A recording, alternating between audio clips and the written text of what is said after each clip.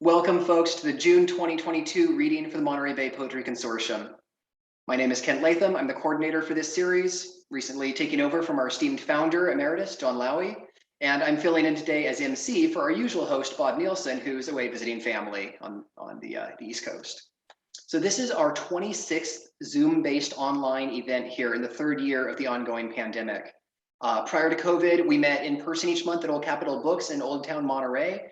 But we feel extremely fortunate to have been able to not only continue our series online and uninterrupted since March of 2020, but to actually increase our audience and readers to include folks from around the world, around the country and around the world. We've had poets Zoom in to read from Wales and Germany, and poetry listeners coming in from all four corners of the globe. I know that we all probably have Zoom fatigue pretty bad by year 3 here. This isn't anybody's favorite place to be, but I really am grateful for the opportunity that we have, to bring in people from as many different places as possible, and not have to worry about fighting traffic, fighting public safety, and being in a mask, not being in a mask, who else is around you. So I really appreciate that you are here and that we can welcome you here. As I'm pretty sure almost all of you know, the Monterey Bay Poetry Consortium is a community of poets in, from, and or affiliated with the Monterey Bay area.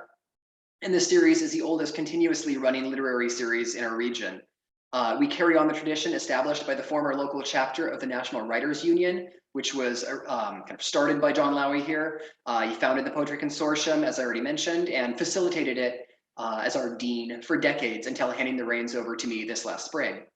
I'm really honored to continue to work with John, Bob, our intrepid logistics guru, Jennifer Legier, as well as the many other wonderful members of our collective team. Obviously, as you know, because you're here, our readings are held on the second Sunday of every month from 2 to 3 Pacific time. As I mentioned, we're formally hosted in pre-pandemic years by the gracious folks at Old Capitol Books. And even though we are online now, I still enthusiastically encourage you to continue supporting your local brick and mortar stores. Old Capitol is at 482 Alvarado Street in downtown Monterey. All the other local bookstores, Bookworks in PG, River House in Carmel, Book Buyers in New Monterey, Friends of the Library in Marina, Seaside, Downtown Books and Sound in Salinas, all the other havens of crucial human communication. Also, please, if you haven't done so yet, befriend us on Facebook, the Monterey Bay Poetry Consortium. And again, definitely enjoy over 24 hours of recordings from the last 2 years of our Zoom readings. I mean, think about that. You could spend an entire day listening to poetry from this series already online. It's pretty magical. As you know, our nation is currently celebrating Pride Month in the face of ongoing bigotry and adversity against the LGBTQIA+ family, especially against its members from communities of color. Additionally, today specifically commemorates the 55th anniversary of Loving Day, honoring the legal acknowledgement of interracial marriage. More tragically, today is also the 6th anniversary of the Pulse nightclub massacre in Orlando from 2016. And this year's endless nightmare of mass shooting after mass shooting makes that a legacy I think we can't ever allow ourselves to forget. And kind of in that kind of intersectional context, I really can't imagine anything more appropriate than to turn to poetry today and always. Poetry is more than just pretty words and musical phrases, right? It digs deep into what it means to be human, how we share our experiences of grief and trauma, as well as beauty and joy and identity. As the Belgian poet Herman de Koninck said, things happen. They'd happen without words, but then it would be without words.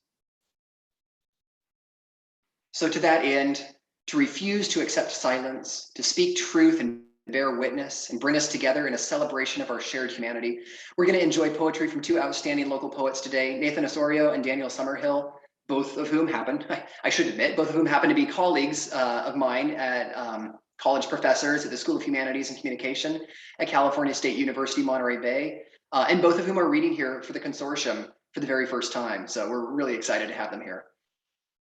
Each poet will read for about 20-25 minutes, and our tradition is to go alphabetically by last name. So Nathan will read first, followed by Daniel. I'll introduce each of them before they share their work. So without further ado, sit back, get comfy, grab a glass of pink lemonade or vino or whatever, cup of coffee, cup of tea, whatever you've got, and prepare to immerse yourself in some truly incredible poetry here. So up first, Nathan Javier Osorio is the son of a Mexican grocer and a Nicaraguan nurse. His poetry and translations have appeared in Bomb, The Offing, The Grief Diaries, Boston Review's Poems for Political Disaster, Public Books, and elsewhere. His reviews and interviews have appeared in Columbia Journal, Publishers Weekly, and Letras Latinas La Bloga. Nathan's chapbook, got here, The Last Town Before the Mojave, was selected as a winner of the 2021 Poetry Society of America's 30 and Under Fellowship. The poet Oliver de la Paz describes this collection as a breathless love song to Los Angeles and the burden of those who are the unseen and unacknowledged caretakers of the privileged quotidian. Nathan holds an MFA in poetry from Columbia University and is currently a PhD candidate in literature and creative and critical writing at UC Santa Cruz, just up the coast, where he is researching the epistemic violence enacted by the colonial legacies of scriptocentrism in Latin America. You can follow his wise work and words on Twitter at Nathan X Osorio. Nathan, take it away. Thank you so much, Ken, for that warm and thoughtful introduction to not only my work, but the work of, today, I'm really excited to be here, to be with you all, particularly to be sharing the space with colleagues whose work I admire so much, both you, Ken, and Daniel. So I'm excited, and all the listeners here who are just taking time from their Sunday to share space and listen to poetry. So I'll be splitting my time into two sections. The first 10 minutes or so, I'll be reading from this chapbook here that Ken introduced for us. And then the second 10 minutes, I'll be spending some time with some newer work that it has maybe different centers and looks and sounds different. So it's a bit more experimental and new. So I'm excited to kind of go there with you all. Sometimes it's good to shift away from the stuff that feels more familiar. But these poems that I'll be reading from today from the chapbook are near and dear to me in that they reflect not only a specific place, the San Fernando Valley in Los Angeles, but a particular community, a people, a family, and a landscape. I hope you'll enjoy these poems. I'm gonna try to read slow, and I'm gonna try to read some of the off kind of B-sides that I think of as B-sides in this chapbook. So I hope you enjoy them. So this first one's called Boys of Color, and it's addressed to my older brother. Brother, I found what we started looking for when we turned 7, what we prayed for beneath quilt forts, what we thought knocked from the inside of the glove box of the neighbor's burned out truck. It's what we always knew shook the cavity of the ram we unburied from behind the abandoned tuberculosis ward. What sent us running back down from the side of the mountain. Do you remember him? I think he's always known we'd find it here because it reminds me of his hands, the way they'd look when he proudly assembled the IKEA furniture. Glue sealing the cuts he confided were from stacking the coarse bodies of pineapples in a produce department built like a replica farm. The ceiling's cartoon sun casting triangle beams of yellow over the spotless corrugated tin roofs and crates of kiwis in an eternal daytime. Brother, stay with me a little longer like the other rays of lightning do. The storm tore open when we gave up, and the last time I saw you, you sat cross-legged at its gaping jaw. Your AM/FM radio's antenna pointed toward the gray, playing the top 40 loop Boppy heard as he swept the early morning aisles populated by the repeating grins of Orville Redenbacher and the Sun-Made Girl. It's years later now. I never thought I'd find it here, underground and illuminated by my wind-up flashlight.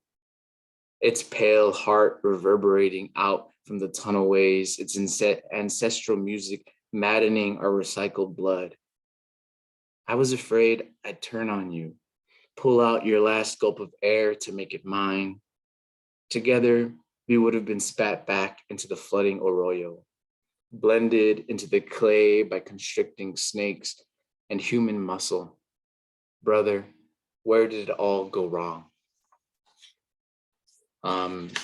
So the next poem I'll be reading for y'all is a triptych that I typically don't read, but I've, one of the most exciting things about getting this like collection of work out is hearing it land with, like the community, people who I never thought would pick it up, friends and family. And then there's a poem here about my mom, or a persona poem written from the perspective of my mom that people kind of like, who know her kind of are always struck by, and I'm still parsing out what that means. But this is a triptych, so it's 3 kind of like prose poems written from the perspective of my father, my mother, my little brother, and it's called Altarpiece. For the past 20 years, my days have begun in this warehouse, with the only instant coffee I've ever needed or known. The morning crew will want to talk sports to shake the sleep, so I set the AM radio's dial to pick up last night's baseball score. And I listen, my breath slowing to a curdle in the walk-in freezer. They're always on time, swollen backs kept sewn together by leather lifting belts. Once I caught my son wearing mine. Like a luchador, he pounded his chest as it hung off his hip, yelling, "I am el hijo del santo." Today, we will move hundreds of cases of fruits and stack their bruised hearts into miniature pyramids that tilt north, facing the sun, painted over the carniceria. I once thought I did good work because it never ended. But now I know that this sun will not track against its painted sky, and that one day another will come and lift the rolling gate to receive the next 40 years. I wonder, Papi. And here's my second poem from this triptych. In the rearview mirror, I can see how the little one nods off onto his brother's shoulder on the drive to school. I know it's 6 a.m. and at this hour, the fog gets wrangled in by the freeway and the hills, but the walk is long and they're still too young to fold the towels they dry their bodies with. The showers steam as thick as the mist now. It wasn't their choice to shatter the porcelain Mary, yet sometimes I swear I can hear something break when I shake them, asking, what if tomorrow I die? Like my mother once did. I don't tell them about how little I can see in my dreams, how the earthquake opens up the road till it feeds itself, stirring her photo locked in the file cabinet rooms away from the family album. We pull up to the junior high marquee, and before I can tell them to be good, the big one opens the door, leads them out into the murk until they're distant and then gone. Mommy. And this last one is from the perspective of my little brother. The Tosti Locos lady opens my Cheetos bag and squirts hot sauce into it out of a red squeeze bottle. A buck goes a lot farther on this side of the school gate. Even time slips slower here, dripping from the olive leaves that hang over the white and yellow shoots of grass. The abuelitas in the park say that before the Spanish came with their horses and the fat ticks sucking at their bellies, this all used to be our land, but the gringa teachers don't talk much about that. Only the old folk who I bow my head for. I press my arms across my chest for their blessing. Their hands, dark and wrinkled like an avocado, carve a cross into the open air in front of me. I try not to get caught staring, but I heard that one of them has eyes the color of rattlesnake skins we find in the hills behind her house. They say if she does catch you, she'll sit at the foot of your bed while you sleep and only disappear with the morning fog. So the last kind of poem that I'll be reading from this collection is the opening poem that's called English as a Second Language. And yeah, thank you all for listening to this chapbook. Yeah, I hope some of it landed. English as a Second Language. Surrendering to nausea and the felt-lined Tijuana-bound camper, I doubted the integrity of the breast-shaped nuclear reactors fixed on the Pacific shore, cherry pink nipples upright and beaconing at a waltz tempo to the deep water roughnecks swaying in their hemp hammocks below a network of oil lines spouting flames into the oceanic infinitude dyed dead, eagle god red, and I shrinking in importance. Like in my collegiate days when I nodded submissively to a professor who assured me my failure was because English was my second language. Which is true if second to the cosmic mutterings of black holes, which is true nights I bellow desert monsoons into extinction, which is true when my hands are held up bearing the Atlantean burden of brownness, but which is most true here, surrendering to nausea in the felt-lined Tijuana-bound camper, piloted by my dark-skinned father, whom I've only ever understood in dialect, amalgamated from epazote and McDonald's fries gathered between the San Gabriel Mountains and Popocatepec, who continues his delicate lament of ash, even when exposed by the melting glaciers that once kept his morning summit numb.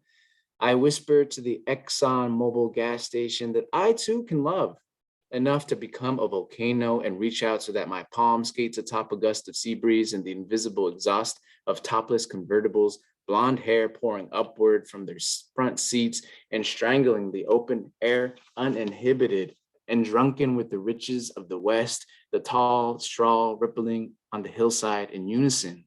The mega outlet with its 24-hour security desks illuminating the alleyways of the bad neighborhood and the hordes of day laborers spilling out into the avenues, climbing atop trucks, unsolicited, sharp-eyed, and hungry. Now I will say it, blessed be the Virgin Mary, that I've kept this close to the southern frontier, this close to the police beat and the ticking tear gas canisters, this close to the unidentifiable pots of spices roiling in the night markets.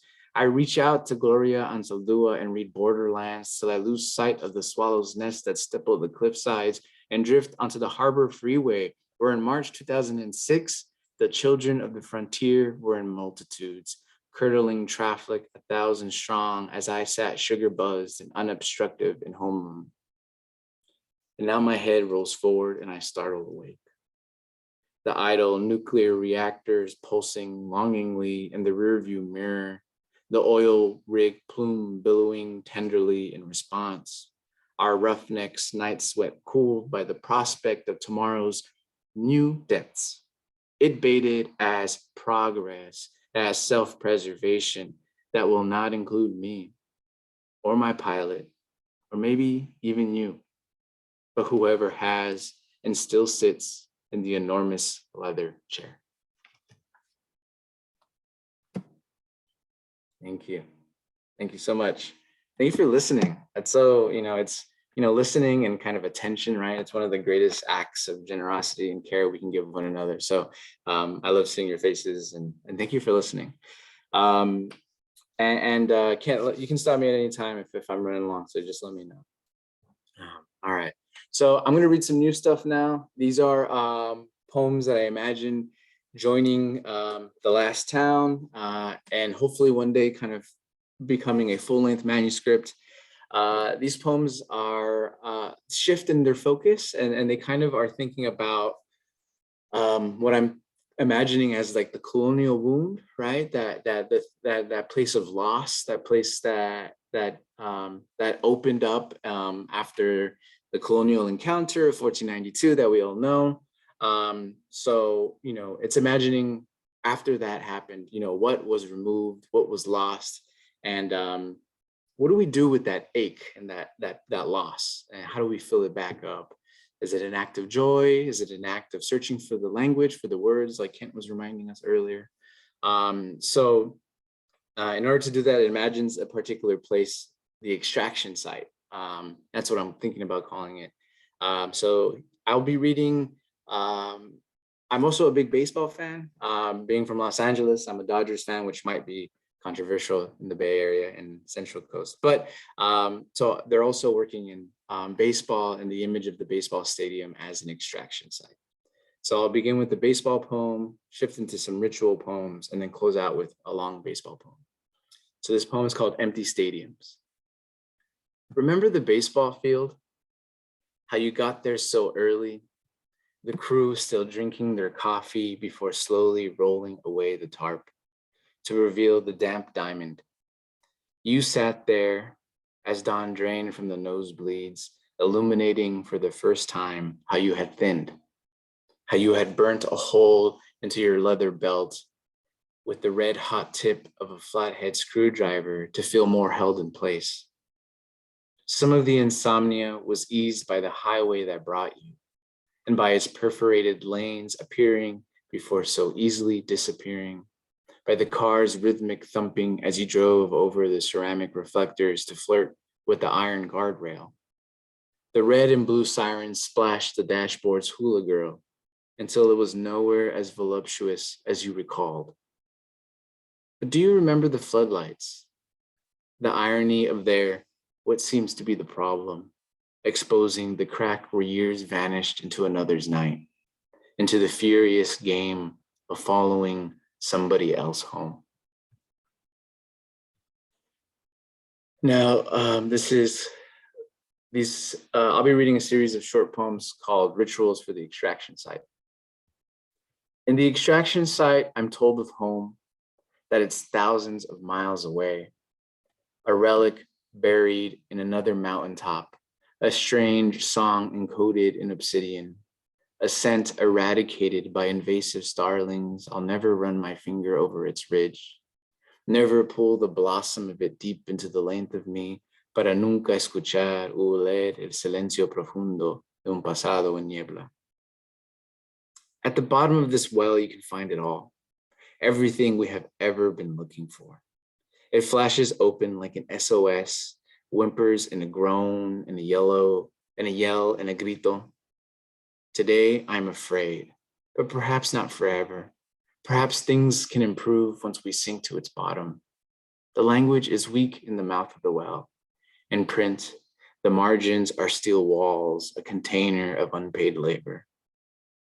When we've lost the light, the water ripples, swaying slightly. Smell the damp. I'm alone and lost like that speck of obsidian caught in the center of the throat. When we leap into the well, I ask the interviewee what they think of my math, if I've calculated correctly, and they assure me that I've got it all wrong. Now, so this will be my last poem. It's a bit longer, so it's called Welcome to the Show. It begins with a quote from the Major League Baseball commissioner, Giamatti, who was a commissioner from 88 to 89. And he's just kind of reflecting on the sport. And he writes, "That is why it breaks my heart, that game. It breaks my heart because it was meant to, because it was meant to foster in me, again, the illusion that there was something abiding, some pattern and some impulse that could come together to make a reality that would resist the corrosion. And because after it had fostered again that most hungered for illusion, the game was meant to stop and betray precisely what it promised." This poem is called Welcome to the Show, and thank you all for listening. It's my last poem. I watched my brother fall asleep in the third inning, and I wonder where the making of the game begins. If it begins with the slow fill of the stadium and its vast parking lots, or with all the beer spilled in cars. Its drivers knowing full well good fandom is measured in face paint and jerseys embroidered industrially overseas. Or perhaps before all of that, before the kiss cams and the 1,000 lumen lights, before the mascot hijinks, the cylindrical beak of the Philly fanatic deflecting our eyes from the sweltering employee at his heating core.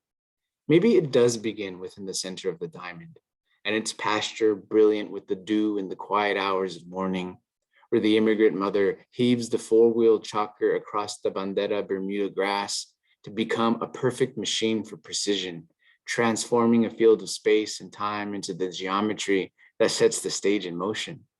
Her labor becoming the very machinery that moves us all from the bottom to the top of the inning, repetitive like the oil beads of a rosary, and faithful like an old friend, or the upswell of patriotism in an emergency, and the tomahawk gesture of the Atlanta Braves taken on in unison by thousands, just like this, like a communal act of violence, a hooting by the son of that immigrant mother and the family man with the season tickets in a cruel dance of sameness, the chanting guttural and breaching that alien October humidity of the South, the noise stirring my brother's exhausted head with revolutions of breaking bats and the light pattering feet of the anonymous bat boy and the girl who lift the baseballs from the sandy warning track to fork them over to the desperate children hungry for more game, for more signs of life cracking from the bats of their $1 million heroes plucked from Cienfuegos, Cuba, Culiacan, Mexico, from Icheon, South Korea, to be all American stars. Or perhaps the game doesn't even begin here in the stadium, which now that I think about it, reader, is also an extraction site. Like in Los Angeles, where the Battle of Chavez Ravine was fought for 10 years till government promises for public housing raised the neighborhoods of La Loma, Palo Verde, and Bishop, cratering the Elysian Hills for diamond lust and American sport, where the ghost of Mexican-American childhoods forever in the luminescent night of Los Angeles. The game, if not here, must be made someplace further beyond, the offing of recent memory. I inhaled deeply to convince myself that the game must begin in the awkward ache of adolescence. In my high school parking lot before the fall classic, where the blonde baseball jock full of promise flexed to a ring of teenage girls all done up with varsity jackets and thick ribbons in their hair, the as seen on TV ritual was perfectly lit in the new blue of the streetlights the city employees methodically installed by swapping each of the burned out bulbs for entire blocks, permanently changing the color of the night, except in the city's archive and our collective dreams. You know how they say we are in it together, and that moments before a sudden death, you are alive? Well, reader, I feel alive right now, and I do hope we are in it together, misremembering, misreminiscing, or whatever word we've made up for that feeling of saying, I went to the back seat to pretend I was going to make love like how they do in the vintage pornos we found in the mouth of our parents' VCRs, when really nothing happened. The new blue light reaching through the tinted window of my never was lover's 2010 Volkswagen Beetle, and us still thinking about the blonde jock and the blood it must take for him to flex at the center of a ring of teenage girls. Maybe in our memory, they're immaterial. But I swear to God, if I close my eyes, I could feel them all, including the irony of those varsity jackets thrown over their pale shoulders like a vampire's cape, or the beautiful synthetic suit of an astronaut, which makes us wonder what power we really have when we misremember muscle, or the post-game cruise to the In-N-Out drive-through and its cashier whose braveness lets her reach into the lion's den of our car to hand us a $20 order of animal fries. And again, we must wonder, which side of the civilian war are we on? Can we ever come back from this moment? As we embrace in the cradle of our back seat, or from within the singed brush of the haunted amusement park, or in the marble atrium of the American hero's mausoleum, his dusk sparkling the casket, the backdrop for our adolescent affection, the kind of affection that binds us to these bleachers, or maybe to a future cliffside where a fleeting nuclear sun swallows the shadows and burns our skin into the black tar of domino sugar, leaving us just bones clacking away on the curved hood of the Beetle, yelling a vibrato of jaw and teeth because our tongues are gone and we are gone, and now we're on the side of the road looking in on the high school parking lot, the blue light illuminating the jock, aged hundreds of years old and filthy, flexing to piles of dust. During the 7th inning stretch, my brother wakes to the sound of "Let me root, root, root for the home team. If they don't win, it's a shame." To ask me if I know that the announcers sometimes call home runs moonshots. And I look up out from the pit of the stadium and into the sky to find nothing but the blaring floodlights smothering the distant night I only remember in color. Its miraculous bruised black and red washed away by the Friday night fireworks and American jubilation, making obvious that we are contained like the water in a well. a water not riotous and revolving like in the wings of a hurricane, but glacially still, caught in the hypnosis of our own clockwork, by the slow progression of players running from base to base till they complete the game and return home, into our arms, where we can embrace them high and proudly as if they were our very own. Thank you all.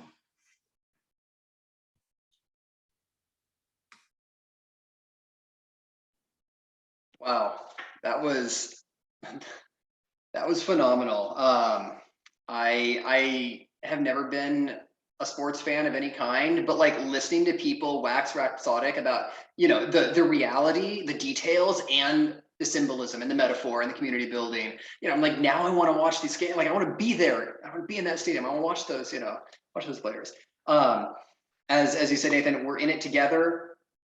And we're in it together at the bottom of this well, where you can find it all. I mean, Bob, our usual MC, Bob does this so well, and I always try to feel inspired by him to capture the lines and the moments that resonated the most with me during each reading. You made time slip slower here in these poems, dripping from the olive leaves that hang over the white and yellow shoots of grass. You know, you too can love enough to become a volcano. I mean, like, yes, you know, who doesn't want that? You know, and especially from a poem. I just, yeah, absolutely loved hearing so much, you know, so much more, you know, both already knowing your work from the chat book, but then hearing these new poems, you know, poetry as an extraction site of history and legacy and identity and community and persistence and survival. You know, absolutely, so much good stuff. So yeah, thank you, Nathan, for sharing your attention with us as this great act of generosity. And now, everyone, please give that same love and attention to our next poet, Daniel. So we'll be going from kind of the sun-baked south, you know, of the LA region, up to one of the vibrant voices of the East Bay now, kind of, you know, and meeting in the middle. Originally from Oakland, Daniel B. Summerhill has performed in over 30 states in the United States, as well as in the United Kingdom. He's presented his poetry on stage for TED Talks and the Jeff Dam Poetry Reunion. And in 2015, he was, get this is great, I love 2015. He was the Empire State Poetry Slam Champion, the Nitty Gritty Slam Champion, and was invited by the US Embassy to guest lecture and perform his work in South Africa. Daniel holds an MFA in creative writing from the Solstice Low Res program of Boston College and earned a Sharon Olds fellowship, as well as a fellowship from the Watering Hole. His poetry has been published in journals such as Rust and Moth, the Columbia Journal, Button Poetry, Anti-Heroin Chic, and the Hellebore, among others. He has earned 2 Pushcart nominations, as well as a Best of the Net nod. Daniel's debut collection is Divine, Divine, Divine, published by Oakland-based Nomadic Press, and his sophomore collection, Mausoleum of Flowers, was published by CavanKerry Press just 2 months ago in April, and I left my copy upstairs. I'm sorry, I can't flap it at the Zoom camera here, but of the second book, of this newer book, the poet Jasmine Mann said, Summerhill is unafraid to wrap himself in his own language, which renders his memory in grace, in ugliness, and most importantly, in hue. Daniel is assistant professor of poetry and social action and composition studies at CSUMB, and was announced this year as the inaugural poet laureate of Monterey County. Give it up for Daniel Summerhill. Yo, geez, much love to you, Kent, to the Consortium for inviting me, to all of you all for being here, to listening. Nathan, otherworldly, such a pleasure to read with you. I also want to note that I'm traveling, so my Wi-Fi, my sound, my visual could be spotty, and if it is so, please let me know, and I'll happily figure something else out. I'm going to jump into the poems now, and I'm going to mostly read from my latest collection, Mausoleum of Flowers, starting with a poem called "Do Not Gather Flowers for Me." Actually, before I do that, I'm going to read the epigraph to the collection. There's two of them. The first is an excerpt from a poem called Malcolm by Sonia Sanchez, which reads, "Do not speak to me of martyrdom, of men who died to be remembered, on some perished day. I don't believe in dying, though I too shall die, and violets like castanets will echo me. And that's Sonia Sanchez. And the second epigraph is, it ain't perfect, but everything's beautiful here. And that's Janae Aiko. So this first poem is called Do Not Gather Flowers for Me. Yet, a black Cadillac first, 100, a Buick will do if old enough. It's all about the body and what it's born anyway. Line them up, out front. Then let the chrysanthemums, roses, and carnations spill out each window. Make it magnificent. Rev the engines until they are voiceless, until there is no gas left in the cylinders, until a mushroom cloud of gray-black exhaust can be seen from the heavens. Anything this large and dying must have God's attention. Okay, and I'm gonna read a poem that I like to read whenever I read because it invites my grandfather into the space. So this poem is called Sunday in Oakland. You ask about the weather outside in an attempt to stretch our visit. And for the next 22 minutes, flaxen leaves smother the ground. The clouds are selfless, and Oakland is golden today, like all other days, because Oakland measures its weather by the number of Black bodies basking in the sun around Lake Merritt. By now, the most complicated thing you can remember of me is my name, and how it forces your tongue to press against the roof of your mouth twice before the tension in your jaw is released. It is your only exercise. Routinely, you spend your time in bed until you don't. And then, like a moment at attention, the day is as grand as your body will allow. Oxfords, where the creases excavate themselves into a groove, a pork pie crown, and a shirt that you ironed collar first, for the trip to refill your bag of chia seeds and other items your VA doctor recommended, mostly aimed at preservation of a body that broke in 43 during the swing of the Allies' fist.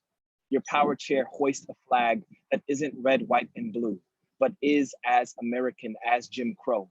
And you, and what's left of the 92nd Infantry, clasp onto your buffaloes as if they're the only thing you've claimed as your own.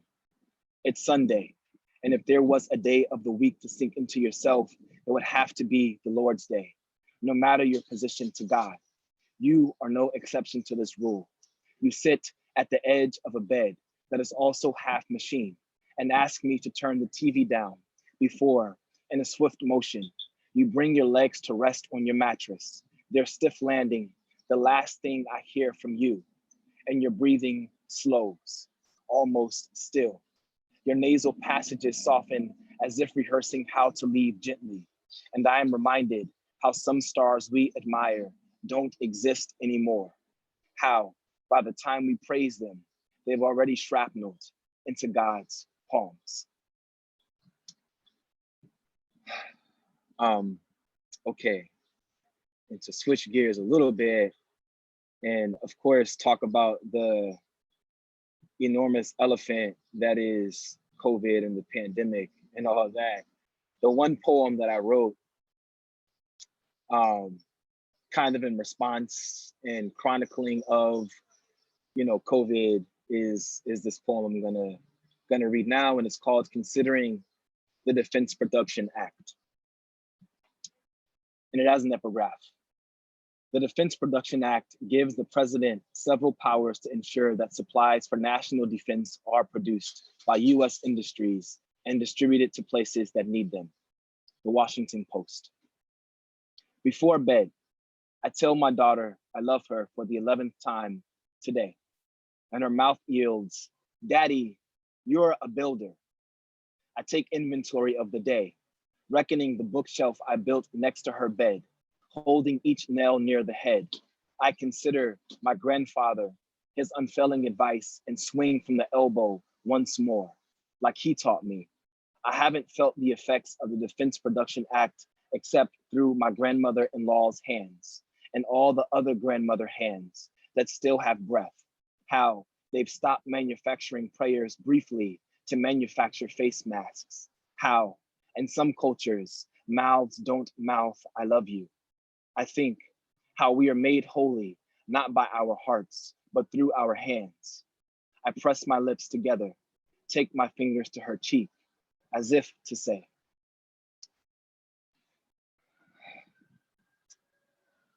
okay. And this next poem has a title that's inspired by a book called Begin Again by Eddie Cloud. And that title is Sitting in a Wicker Chair Against Floral Wallpaper in Oakland Heat. There is a portrait of Huey Newton in my church. It's Communion Sunday, and Mama has on her good shoes with the gold links. The Jackson boys are dressed to the nines, their pants starch creased and hovering above their snakeskins like halos. Huey is in a black beret, but gone anyway. What's blood without a body to show for it?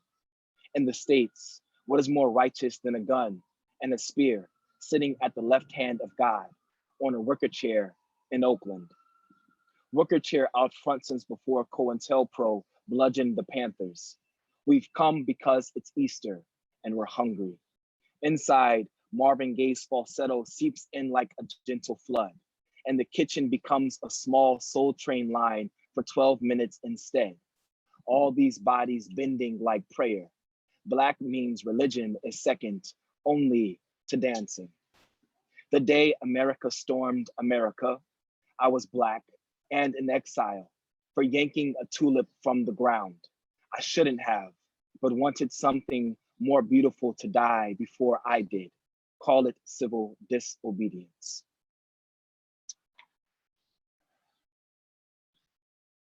Okay, now I'm gonna read the title poem of the collection, Mausoleum of Flowers, which is a very short poem actually, but was inspired, which is similar to the entire collection. It was inspired by my daughter, and the juxtaposition between thinking about death and demise, but then the contrast of the life that I witnessed through my daughter, witnessing my daughter grow every day, in kind of like witnessing like what life is to such a vivid and imaginative little body. So Mausoleum of Flowers. Split Earth's rotting wound, your body, a mausoleum hanging over its lip, like a made thing. Plucking flowers on our walks, you study them close, stumbling over your brand new feet. They'll die before we make it home, I don't say. You are a botanist and know all about self-preservation. No, there is no gray in death, and you are very much alive. Okay, and then switching gears. So in the collection, as I mentioned, it really explores like death and demise, but not from a place of like trepidation, but rather from a place of reclamation and agency, and thinking about death from the vantage point of the deceased. Like I don't believe in death, right? But I too will die, is what kind of Sonia Sanchez says, right? So the collection explores that and thinks about that. And there's a suite of poems in the collection that is an homage and conversation with Frank Ocean, who's a vocalist, singer, songwriter. Frank Ocean's album Blonde, which in my opinion is one of the like top 5 greatest albums of all time, and Rolling Stone has it as like top 50 of all time. I would bump it like much higher. But anyways, the collection has several poems that are in conversation with songs on that album. And I'm gonna read one of those poems, which is called Frank's opus, Godspeed. Fault lines are stronger than any faith I've ever mustered. There are mountains I do not move. And this isn't a mountain so much as it is a hill.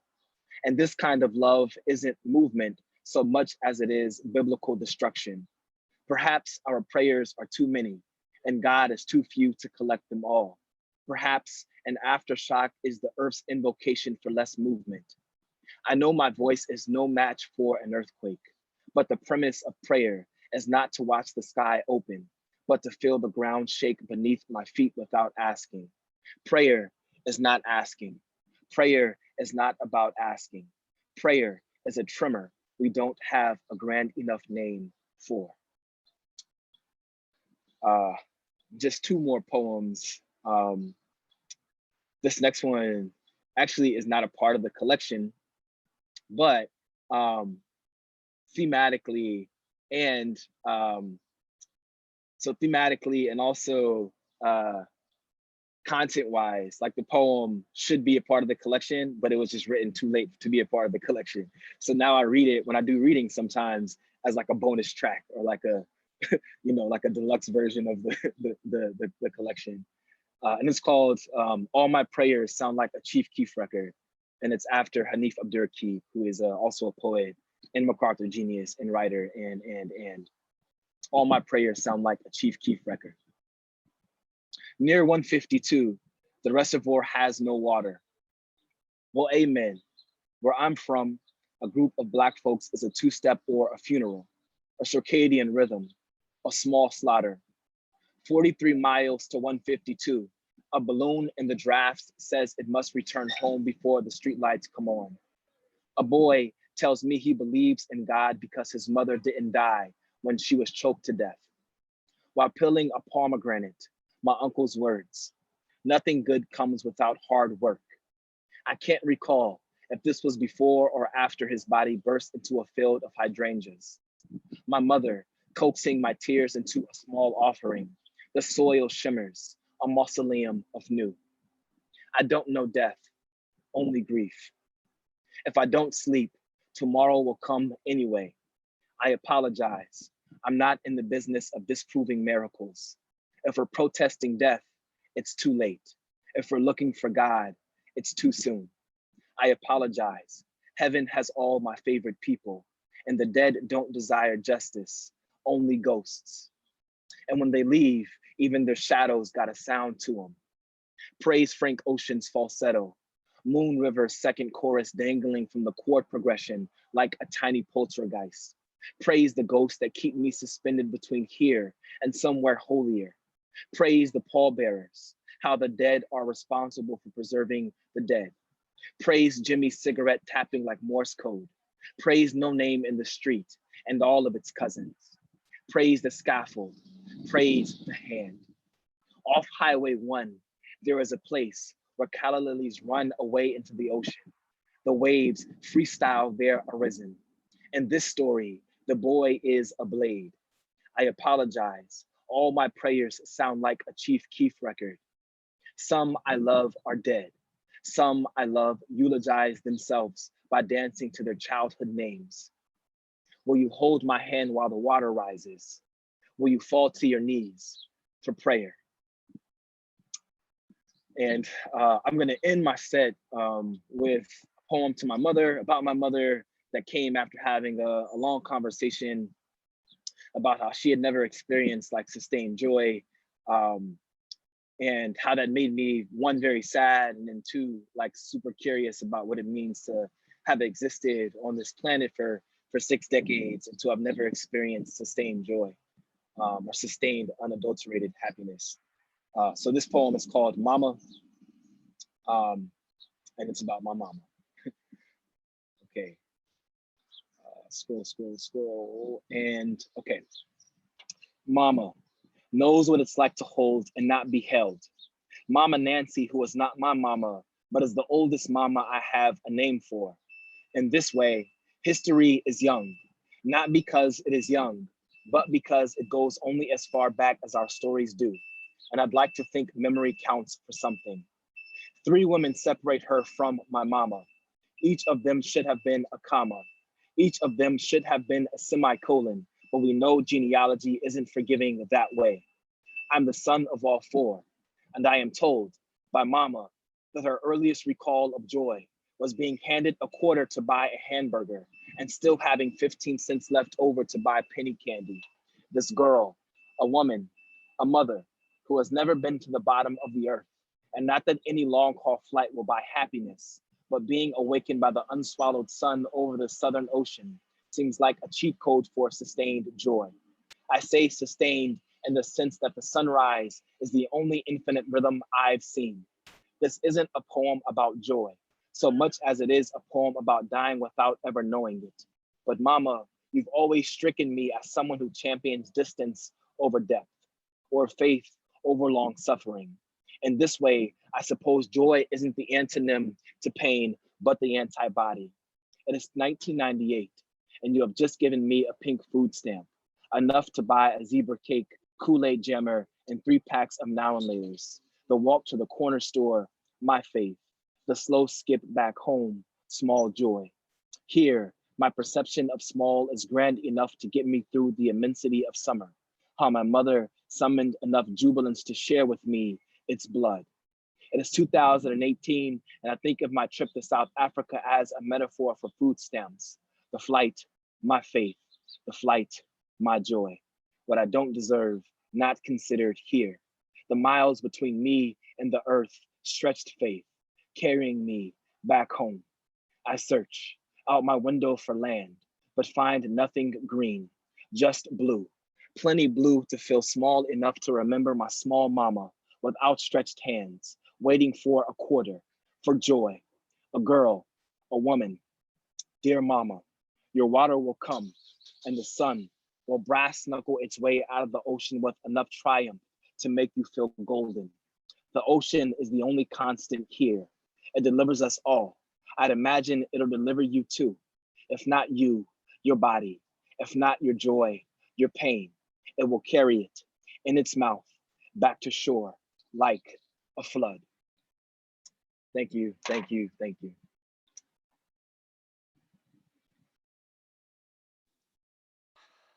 Wow.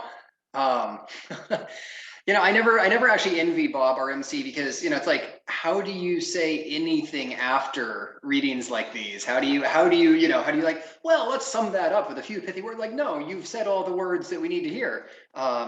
Joy, the antibody for pain.